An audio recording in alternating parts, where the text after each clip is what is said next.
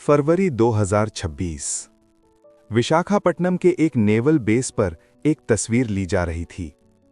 एक ईरानी naval officer नीली uniform में मुस्कुरा रहा था। उसके साथ खड़ी थीं इंडिया की राष्ट्रपति द्रौपदी मुर्मू। दोनों के चेहरों पर खुशी थी। दोनों के बीच एक यारी का एहसास था। वो तस्वीर आज भी इंटरनेट पर है, लेकिन उस तस्वीर में जो ऑफिसर था वो आज नहीं है। 9 दिन बाद वो हिंद महासागर की गहराइयों में था। पीछे चलते हैं। रिपोर्ट्स के मुताबिक फरवरी 2026 में इंडिया अपनी 1947 के बाद सबसे बड़ी नेवल एक्सरसाइज होस्ट कर रहा था, मिलन 2026। 74 देशों के 85 वॉरशिप्स एक साथ वाइजैक के पानियों में। हर बड़ा देश वहां था: अमेरिका, रशिया, फ्रांस, ऑस्ट्रेलिया और ईरान। ईरान का जहाज आया, IRS देना।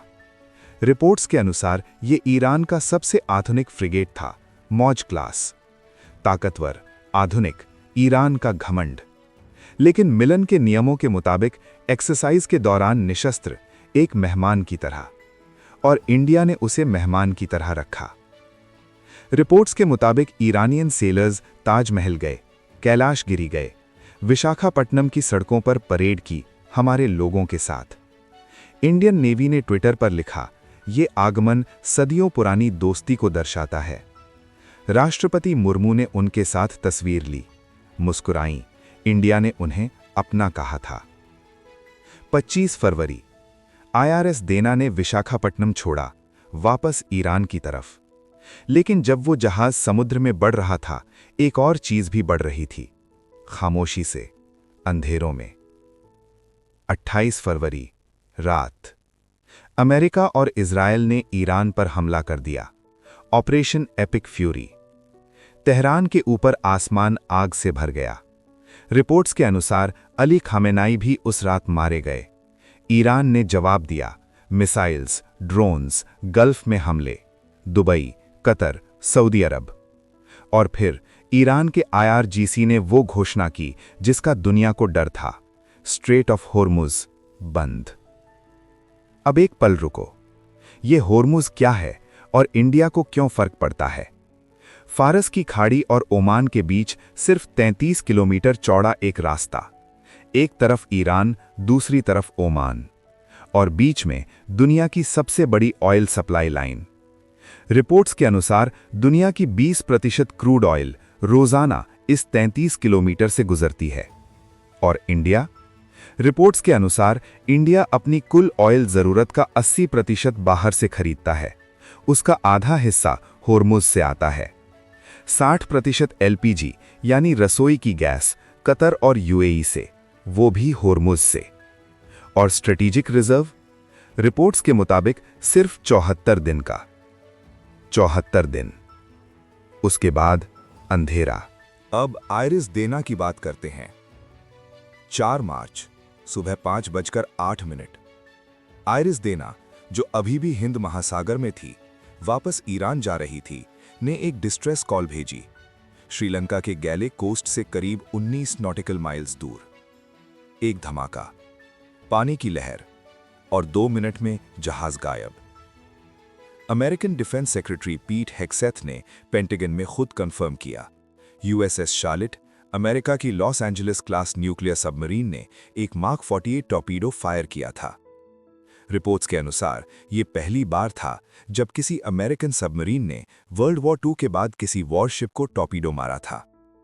रिपोर्ट्स के मुताबिक टॉर्पीडो मारने से पहले अमेरिकन फोर्सेस ने आयरिस देना को 2 बार अबैंडन शिप की वार्निंग दी थी।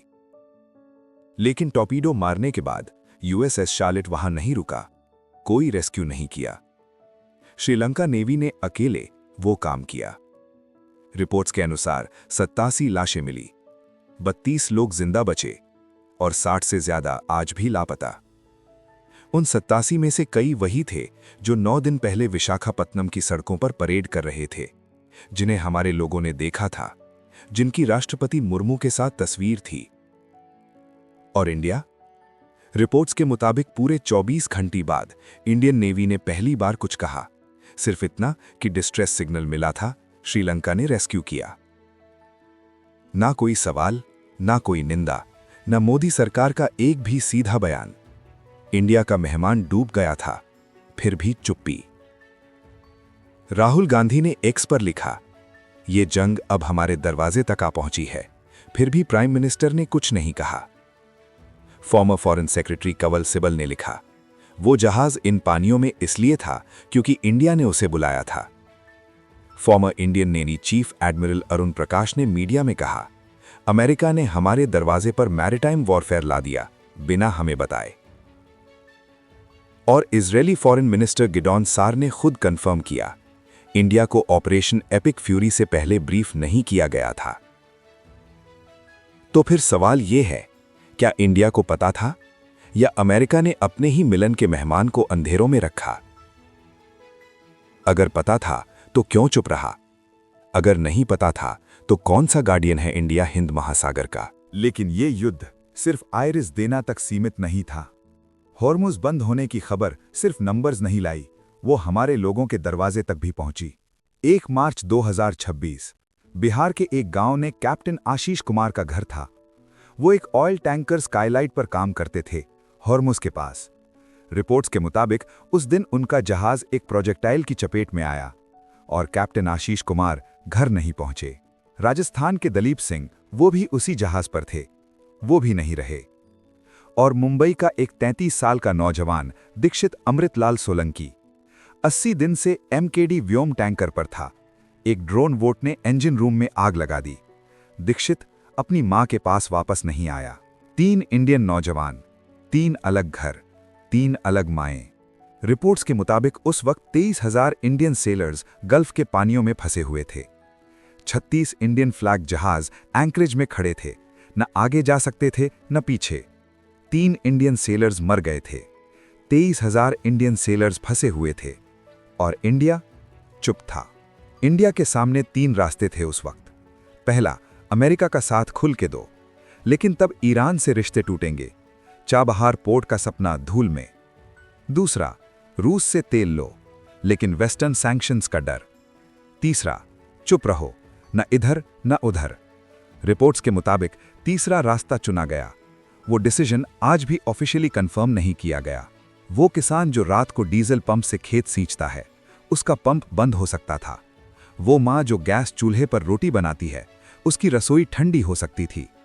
वो बच्चा जो स्कूल बस से आता है, उसकी बस लेट हो सकती थी।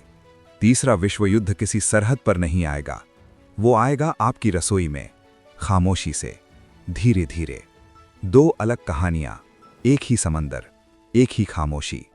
कैप्टन आशीष कुमार, दलीप सिंह, दीक्षित सोलंकी, वो हॉर्मुज के पास थे अपने देश के लिए काम करते हुए जब ये सब हुआ। उनका देश उस वक्त चुप था और वो तस्वीर राष्ट्रपति मुर्मू की आयरिस देना के सेलर्स के साथ आज भी इंटरनेट पर है। मुस्कुराते हुए चेहरे, नीली यूनिफॉर्म्स, एक दोस्त मुल्क का जहाज। 9 दिन बाद वो जहाज 19 नॉटिकल माइल्स दूर डूब गया था और इंडिया ने सिर्फ इतना कहा था, हमें डिस्ट्रेस सिग्नल मिला था, बस इतना, बस इतना। यही था जवाब उन लोगों का जिन्हें इंडिया ने अपना मेहमान कहा था। अगर ये कहानी आपको पसंद आई तो लाइक करें, शेयर करें और सूत्रा डॉक्यूमेंट्री को सब्सक्राइब करें।